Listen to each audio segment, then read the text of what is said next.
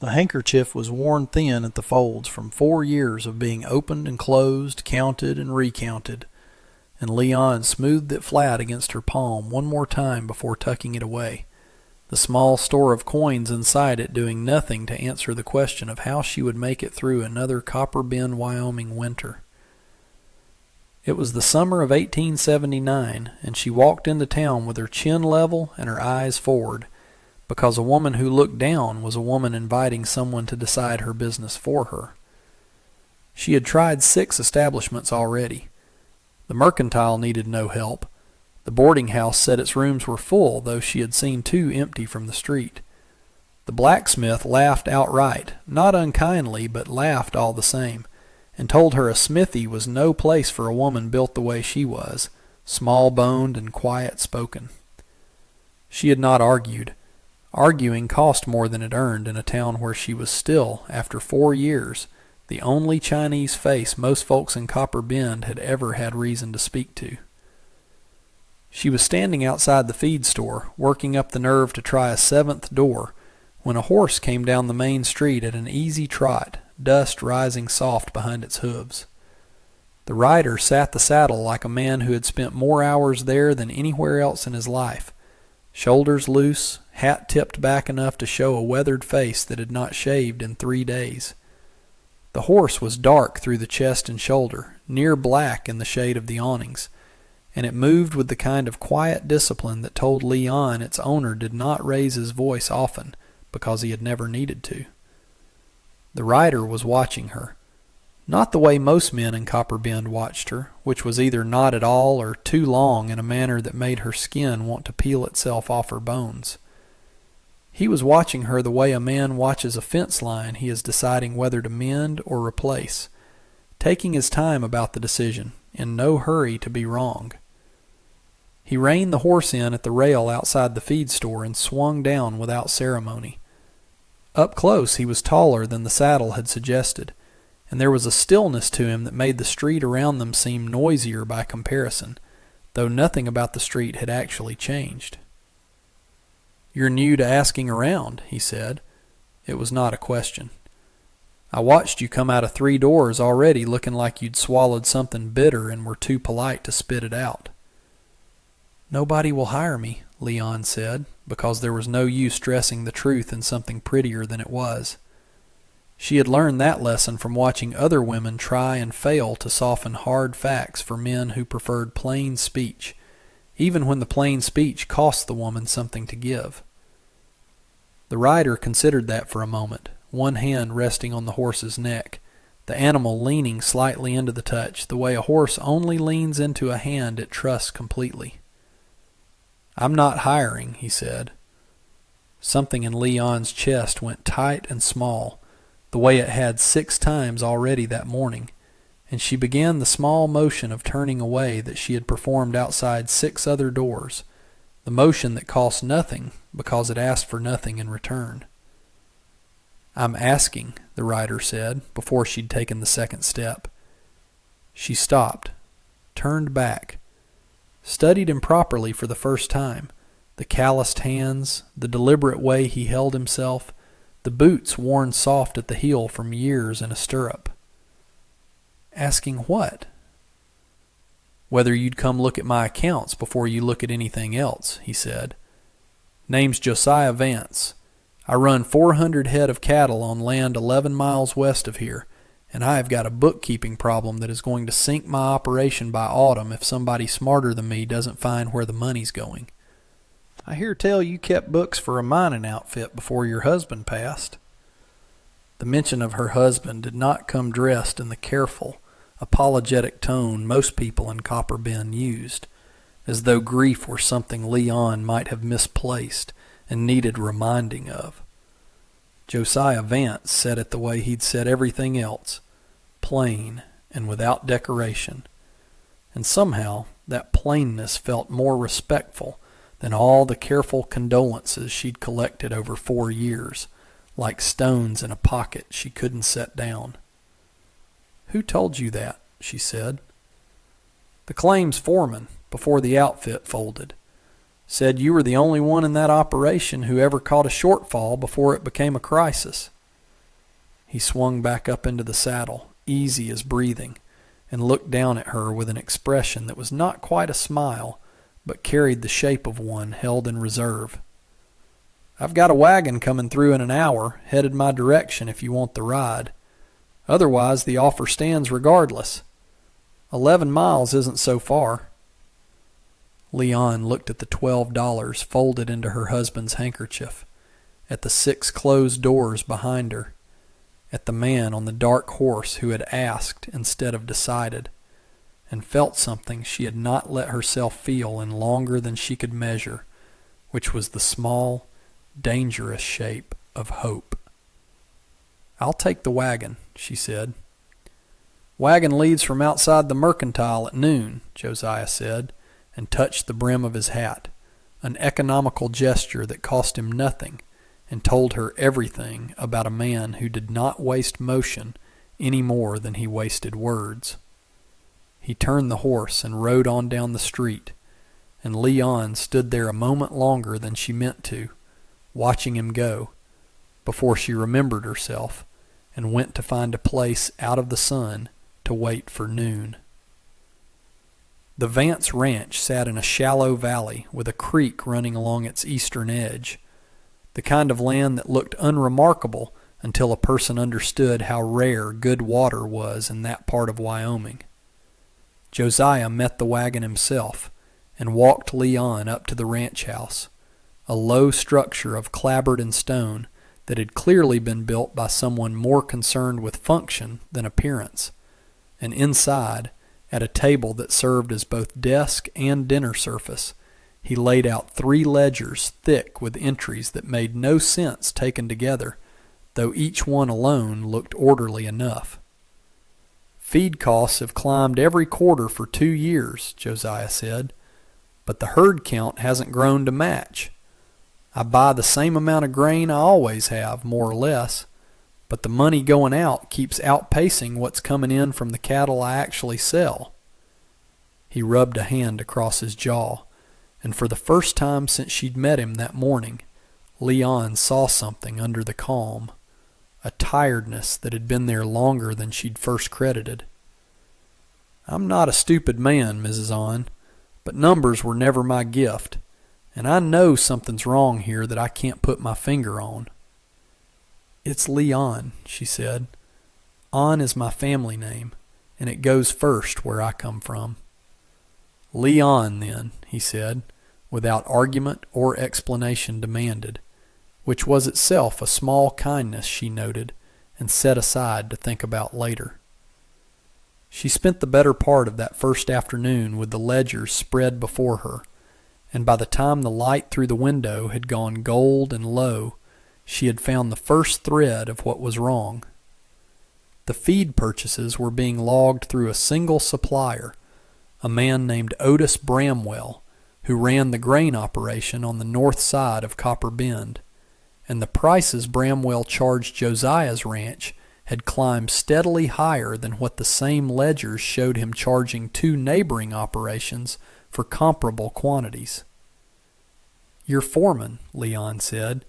"Who negotiates the feed contracts?" "Man named Silas Pruitt. Been with me 6 years. Josiah's expression shifted, something wary crossing it. "Why?" "Because either your foreman is a poor negotiator or he's taking a portion of the difference for himself and letting Bramwell pad the invoices to cover it." She turned the ledger so Josiah could see the columns she'd marked. "This isn't a guess. The math is exact. Over 18 months, someone has taken close to $300 out of your operation that never touched your cattle at all." Josiah went quiet in a way that was different from his earlier stillness, a coiled quiet that told Leon she was looking at a man deciding how much of his anger to let show and how much to hold in reserve until it would do some good. $300, he said finally. "That's near what I owe the bank on this season's note." "I can't prove Pruitt's involvement from the ledgers alone," Leon said, "but I can prove the pattern, and a pattern this consistent doesn't happen by accident." He looked at her then with an expression she hadn't seen from anyone in Copper Bend in 4 years. Not pity, not suspicion, not the careful blankness people used when they didn't know what to do with a Chinese widow standing in their doorway. He looked at her like she had just solved a problem that had been eating at him for 2 years. Because she had. "I owe you for this," he said. "More than I offered this morning." "You offered a job," Leon said. "That's more than 6 other doors offered me today, combined." That was when the sound of hoofbeats came fast up the drive, uneven and hard-driven, the kind of riding a man only did when something had gone badly wrong. And Josiah was on his feet and moving toward the door before the rider had even pulled up. The rider was one of Josiah's hands, a young man named Everett Doss, and he near fell out of the saddle getting down, his face pale under a layer of trail dust. "North pasture fence is down along the creek line," he said, breath coming ragged. "Not weather damage. Cut clean through with wire cutters. 20 head are already through the gap and into the Bramwell land, and Bramwell's men are out there right now driving them further onto his side, saying they'll charge trespass fees to get 'em back." "That's theft dressed up as a fence dispute," Josiah said, already moving for his horse. "Bramwell's been wanting that north pasture for 2 years. Cutting the fence and driving my cattle onto his land gives him grounds to claim damages or force a sale." Leon did not wait to be told to stay behind, and she did not ask permission, because she had learned 4 years ago that permission was a thing men granted or withheld according to their own comfort, not according to what a situation actually required. She climbed onto the seat of the ranch wagon still hitched near the barn and had the reins in hand before Josiah had finished tightening his saddle girth. "You don't need to ride into this," he said, glancing over, not unkind but plainly surprised. "I kept books for a mining outfit through 2 claim disputes and 1 attempted robbery," Leon said. "I know how to be useful in a fight that isn't mine to start, but is mine to finish. Bramwell's the same man overcharging your feed contracts. If there's a connection between the fence and the ledgers, I want to see it with my own eyes." Josiah studied her for half a second, the same evaluating look he'd given her outside the feed store that morning, and then he nodded once, sharp, and swung up onto his horse. "Stay behind the wagon line until I say otherwise." The ride to the north pasture took 20 minutes at a hard pace, and by the time they crested the low rise above the creek, the scene below told its own story clearly enough. A dozen head of cattle stood scattered on the wrong side of a gap in the fence line, wire cut clean and coiled off to the side rather than snapped by weather or animal pressure, and 3 men on horseback were working the strays deeper onto Bramwell land, unhurried, confident that nobody would arrive in time to stop them. Otis Bramwell himself sat his horse near the gap, watching the work with the satisfied posture of a man who believed the outcome was already decided. He was heavy-set, dressed better than a grain merchant needed to dress for a morning's ranch work, and he lifted a hand in mock greeting as Josiah rode down the slope toward him. "Vance," Bramwell said, "your fence gave out. Shame that. These 20 head are on my land now, and Wyoming law says stray cattle on private property are subject to a holding fee until the owner settles up, say $4 a head. Comes to $80, cash, before I release a single one." "That fence was cut," Josiah said, voice flat and even in a way that carried more threat than shouting would have. "Wire doesn't coil itself neat after it snaps." "Prove it," Bramwell said, smiling with the particular ease of a man who did not expect to be contradicted successfully. That was when Leon brought the wagon down the slope, reins steady in her hands despite the uneven ground, and pulled up close enough to be heard without shouting. "I can prove considerably more than a cut fence, Mr. Bramwell," she said. "I spent this afternoon with Mr. Vance's feed ledgers, and the pattern of overcharges on his account against his neighbors' accounts is documented in your own invoices, going back 18 months. A man skimming through inflated feed contracts and a man cutting a fence to steal cattle outright are, I expect, the same kind of man wearing two different hats. Bramwell's smile did not disappear, but it thinned, and something calculating moved behind his eyes as he took in the small, composed woman on the wagon seat who had just named his scheme out loud in front of his own hired men. "I don't know what game you're playing, ma'am, but a woman like you has got no business in a cattle dispute between me and Vance." "A woman like me does the books," Leon said, "and the books don't lie even when the men attached to them do." Bramwell's men had stopped working the cattle, watching now, and the balance of the standoff shifted in some way Leon could feel more than see, the way a room shifts when the person holding power realizes he no longer holds all of it. Bramwell looked at Josiah, then at Leon, then back at the 20 head of cattle scattered across the property line, and his jaw worked once before he spoke. "This isn't finished," Bramwell said, low, meant only for Josiah, though Leon heard it plainly enough. "You've got a woman fighting your battles for you now. That's going to cost you more standing in this town than any fence ever could." He turned his horse and rode off without another word, his men following, leaving the cattle where they stood. Josiah watched him go, jaw tight, and then turned to look at Leon with an expression that had shifted again since that morning, something warmer underneath the careful evaluation, though he did not say so. "You didn't have to do that," he said. "Neither did you this morning, outside the feed store," Leon said. "Seems we're both in the habit of doing things we don't have to." They worked together to drive the stray cattle back through the gap in the fence, and by the time the sun had dropped low and orange over the western ridge, the immediate crisis had passed, the cattle counted and secured, the wire temporarily spliced until proper repair could be made. But as they rode back toward the ranch house in the gathering dusk, Leon found herself turning over Bramwell's parting words, and something about the particular thread in them, the promise that this was not finished, settled cold and certain in her chest. Whatever Bramwell was protecting by overcharging Josiah's feed contracts, it was worth more to him than the risk he'd just taken cutting a fence in broad daylight.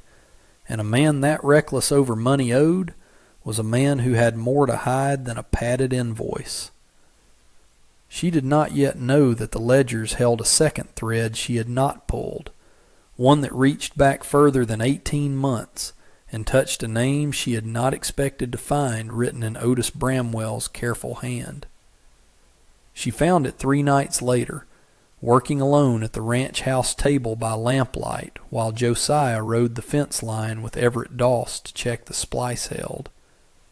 Buried in the older pages of the second ledger, the ones dating back nearly 3 years, before Josiah had taken over full management of the operation from his late father, was an entry that did not match anything else in the book. A payment, $40, made not to a feed supplier or a hand's wages, but to a name Leon recognized only because she had spent 4 years in Copper Bend, listening carefully to every conversation that passed near her, the way a woman without many friends learns to gather what information she can from the edges of rooms she is rarely invited fully into. The payment had gone to a man named Everett Doss's uncle, a claims lawyer who had once worked out of the Territorial Land Office before he was quietly asked to leave over an irregularity nobody in town discussed openly. And beside the entry, in handwriting that was not Josiah's father's careful script, but a different hand entirely, someone had written a single word that made Leon's stomach tighten. Settlement. When Josiah returned from the fence line, dust-streaked and tired, she was still sitting at the table, the ledger open before her, and something in her face must have told him the news was not good, because he crossed the room and sat across from her without asking first. "What did you find?" he said. "I need to ask you something, and I need you to answer honestly, even if the answer is uncomfortable," Leon said. Was there ever a dispute over this land before your father passed? Something involving a settlement? Josiah went very still, the same coiled stillness she'd seen when Bramwell first named his price for the stolen cattle. Except this time, the stillness carried something closer to old grief than anger. There was a boundary dispute, he said finally, back when my father first filed the claim under the Homestead Act. A neighboring claim argued the creek line put our best water on the wrong side of the survey. My father settled it quiet, paid a sum to make the other man drop his challenge, because a legal fight would have cost more than the payment and taken years he didn't have to spare. Who was the other claimant? Leon asked, though some cold certainty in her chest already suspected the answer before he spoke it. Otis Bramwell's father, Josiah said. Otis was young then, barely a man himself, but I remember him standing at the property line the day the payment changed hands, watching like he was memorizing something he intended to collect on later. The pieces settled into place with the particular quiet finality of a door closing. Bramwell's overcharges were not simple greed. They were a slow, patient collection against a debt he believed the Vance family owed him, a debt his father had accepted payment for decades earlier, but which Otis Bramwell had apparently never considered truly settled. The fence, the cattle, the padded invoices, all of it was one man's long campaign to take back, piece by piece, land and money he believed was rightfully his. He's not going to stop at $80 in holding fees, Leon said. He's going to keep pressing until he's taken back everything the settlement cost him, or until you're forced to sell outright. Josiah rubbed a hand across his face, and for a moment the exhaustion under his composure showed plainly, the weight of 2 years spent not understanding the shape of the thing eating at his operation from the inside. I don't know how to fight a grudge that old, he said. Money I can manage, cattle I can protect, but a man who's spent 20 years nursing a debt he thinks the world owes him, that's not a fight with a clean ending. Every fight has a clean ending if you're willing to make the other man's cost higher than his patience, Leon said. We don't fight the grudge directly. We make it too expensive for him to keep chasing it. He looked at her across the lamplight, something shifting in his expression that had nothing to do with ledgers or fences, and when he spoke again, his voice had dropped lower, quieter, the careful distance of the past 3 days worn thin. You keep saying we, he said. You took a job doing my books 3 days ago. This isn't your fight. It became my fight the moment Bramwell called me a woman with no business in a cattle dispute, Leon said. I spent 4 years in this town being told, one way or another, that I had no business in most rooms I walked into. I'm tired of proving otherwise quietly.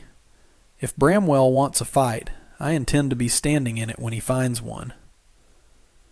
Something in Josiah's face eased then, the tension of the last hour giving way to an expression she had not seen from him before, unguarded in a way that made the small ranch house kitchen feel smaller still, more private than 3 days of careful professional distance had allowed.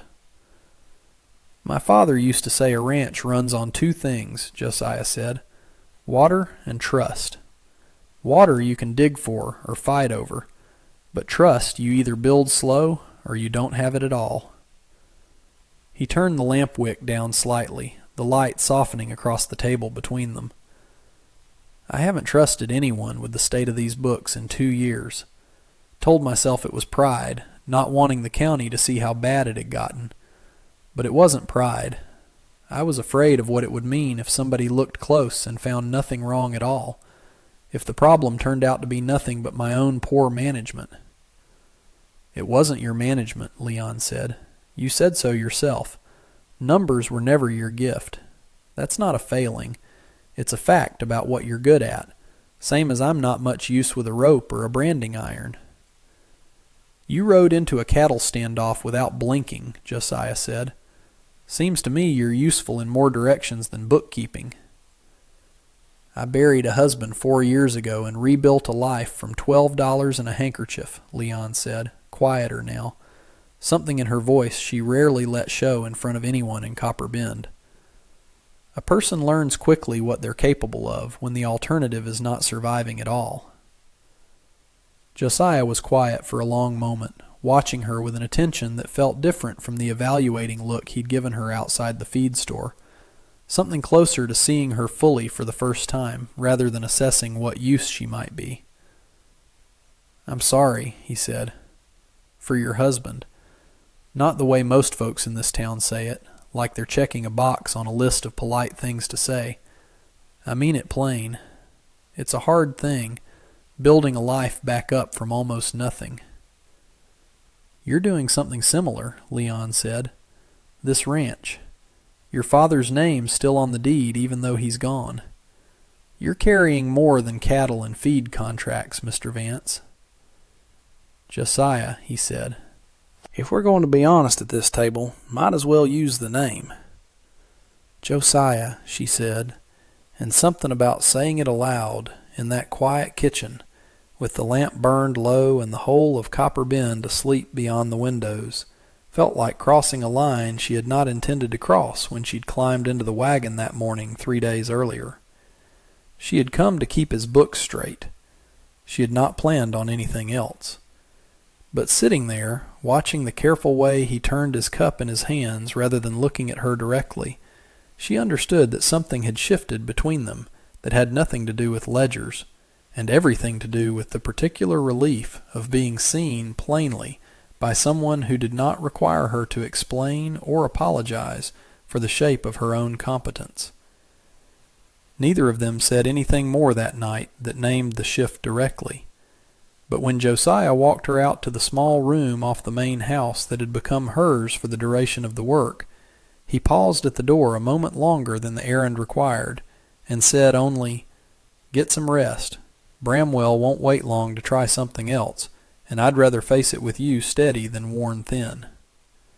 "I'll be steady," Leon said, and believed it, though she lay awake some while after the lamp was out, turning over the particular warmth of being trusted plainly by a man who asked instead of assumed, and found she did not mind the sleeplessness nearly as much as she expected to.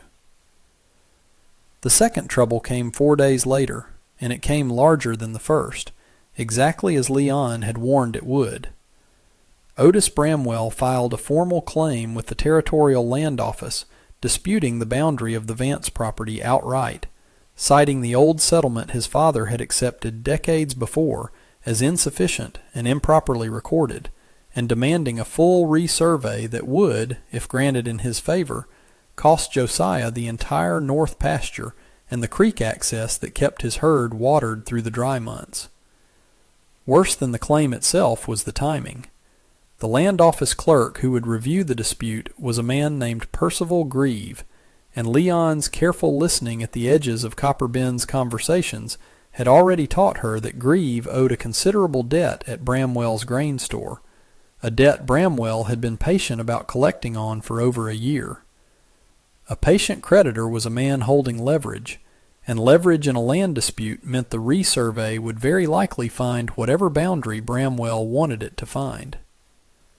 "He's going to buy the outcome," Josiah said, pacing the length of the kitchen with a barely restrained anger Leon had not seen from him before. "Not with cash changing hands where anyone could prove it, but with a debt he'll forgive quiet if Grieve draws the new line where Bramwell wants it." "Then we need proof of the debt before the resurvey happens," Leon said.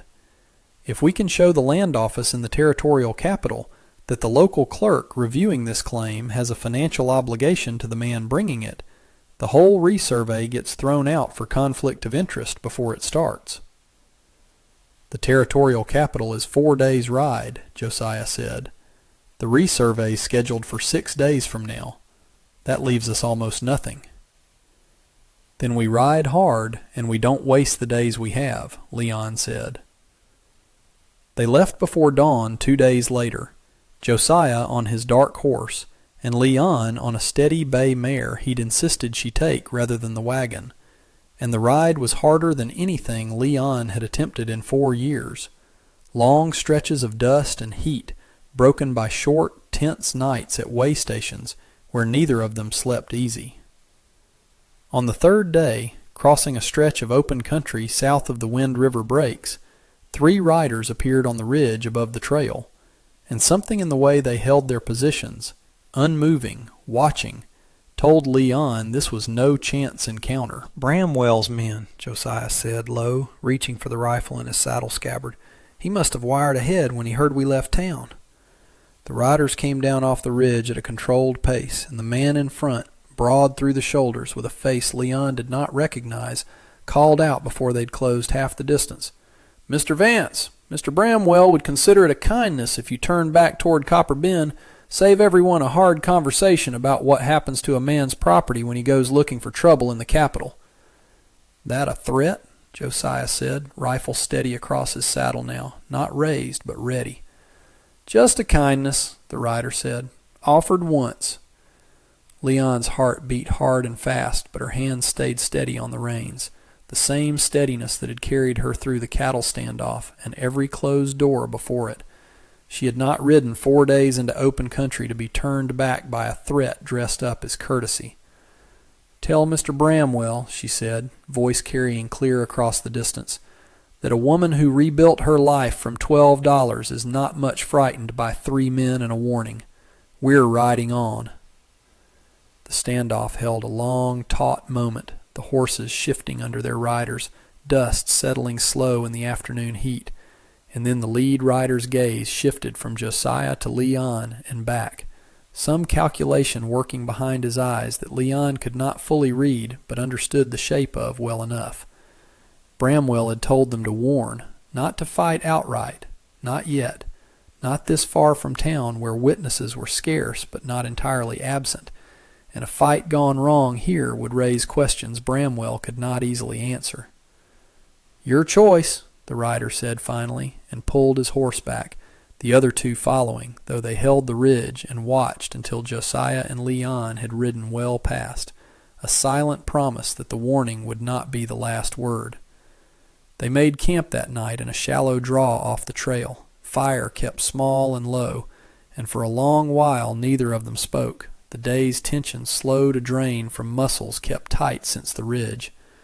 Josiah sat cleaning the rifle he had not needed to fire, hands steady with the practiced motion of a man who found some comfort in familiar work, and Leon sat across the small fire, watching the flames rather than him, though she was aware of him in the particular way a person becomes aware of someone whose steadiness has become important to her own. "You didn't flinch back there," Josiah said eventually, not looking up from the rifle. "I flinched plenty," Leon said. "I just didn't let it show. There's a difference, and most of my life has depended on knowing it." "My father used to say the same thing about facing down a bad debt or a worse winter," Josiah said. "Show your fear and the world charges you interest on it." He set the rifle aside, finally looking at her across the fire.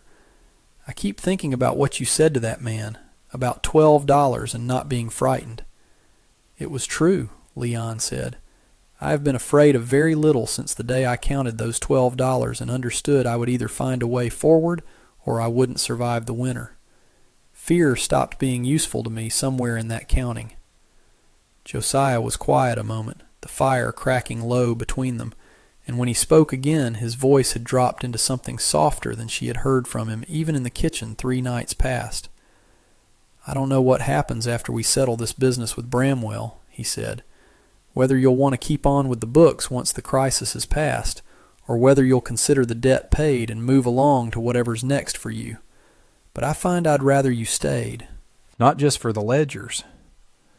Leon looked at him across the small fire, the honest, unpolished shape of the admission sitting plain between them, no flourish to it, no declaration dressed up as something grander than it was, only a man saying a true thing because the day had stripped away his patience for saying anything less.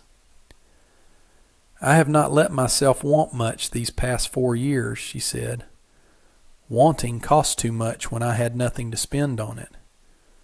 But I find I am not opposed to the idea of staying, Josiah, once the business with Bramwell is settled proper. Neither of them moved closer across the fire that night. The moment held instead in the quiet certainty of two people who had said what needed saying and trusted the rest to follow in its own time. And Leon slept easier than she had in 4 days. The warmth of the small fire and the larger, steadier warmth of having been asked instead of decided for carrying her through until dawn. The territorial capital, when they reached it 2 days later, proved less imposing than Leon had braced for. A cluster of government buildings along a wide, dusty street, the land office housed in a squat brick building that smelled of paper and pipe tobacco. The chief registrar, a careful, unhurried man named Reuben Castellan, listened to their account with an expression that gave away little until Leon produced the ledger page documenting Percival Greaves' outstanding debt at Bramwell's grain store, cross-referenced against the resurvey request filed under Greaves' authority. "This is a conflict of interest plain enough to see from across the room," Castellan said, studying the documents. "I'll wire the Copper Bend office this afternoon suspending the resurvey, pending a formal review of Clerk Greaves' fitness to handle the matter. Mr. Bramwell's claim will need to go through a registrar with no financial entanglement to either party, and given the age of the original settlement and the clarity of your father's paid receipt, Mr. Vance, I doubt the claim survives serious scrutiny." The relief that moved through Josiah's shoulders was visible even from where Leon stood. 2 years of quiet worry finally beginning to lift. And when he turned to her outside the land office, the dusty street bright with midday sun, he did not say much, only reached for her hand, the calloused warmth of it closing around hers without hesitation. And Leon found she did not pull away. 4 months later, the north pasture at the Vance Ranch ran green along the creek line, the fence long since repaired proper, with new wire strung tight and true, and the herd had grown by 30 head over the season, the ledgers finally balanced, clean and honest under Leon's steady hand. Otis Bramwell's resurvey claim had collapsed exactly as the registrar predicted, and word around Copper Bend was that Bramwell had sold his grain operation outright and moved on to Montana territory rather than face the county's questions about Percival Greaves' debts and the pattern of overcharges Leon's ledger work had exposed to more than one of his other customers, who had since taken their business elsewhere. The mercantile that had once turned Leon away without cause now stocked ledger paper and ink specifically because she came in twice a month to purchase supplies for the small bookkeeping practice she had built alongside her work for the Vance Ranch, 3 other operations in the valley having sought her out once word spread of what she had uncovered in Bramwell's dealings. The blacksmith who had laughed at her that first morning nodded to her now in the street, an acknowledgment that cost him nothing, but meant, in the quiet accounting of a small frontier town, that the ledger on her standing had balanced considerably in her favor. Leon stood on the porch of the ranch house one evening in early autumn, watching the light go gold and long across the pasture, the same kind of light that had colored the sky the evening she and Josiah first drove the stray cattle back through the mended fence. Josiah came out to join her, 2 cups of coffee in hand, and passed one over before settling beside her on the porch step. "Everett tells me the herd count's the best it's been in 3 years, Josiah said. "Reckon I owe that to a woman who once told me the numbers don't lie, even when the men attached to them do." "You owe it to a fence that got cut and a debt that got paid," Leon said. "I only read what the ledgers already knew." "You did more than read," Josiah said. "You stood in a standoff you didn't have to stand in. Rode 4 days into open country when 3 armed men told you to turn back. took a chance on $12 and an empty morning outside a feed store, and turned it into more than either of us expected that day. Leon looked out over the pasture, the cattle grazing easy in the last of the light, the fence line whole and strong along the creek, and thought of the $12 folded into her husband's handkerchief, the coin she had counted 3 times that summer morning, hoping the number might change. It had not changed that day, but everything around it had, slowly, one honest choice at a time. "I came to this ranch to fix your books," she said. "I did not expect to find a place I wanted to stay." "I'm glad you did," Josiah said, simple and plain, the way he said most things that mattered most to him, and reached over to take her hand again, the same steady warmth she had not pulled away from outside the land office 4 months before. They sat together on the porch as the light faded fully to dusk, the ranch settling into evening quiet around them, and Leon understood, in the particular way a person understands a true thing only after living it long enough to trust it, that a life rebuilt from $12 and an open door was not a smaller life for having started so plain. It was only a life that had asked to be built honest, one choice at a time, by 2 people willing to trust each other with the truth of what they carried. And that brings us to the end of this one. If you stayed with me all the way through, thank you. Stories like this one only get told because folks like you sit down and listen. If you liked what you heard, go ahead and hit that like button. And if you want more stories from the old frontier, subscribe so you don't miss the next one. Until then, take care of yourself, and thanks again for being here.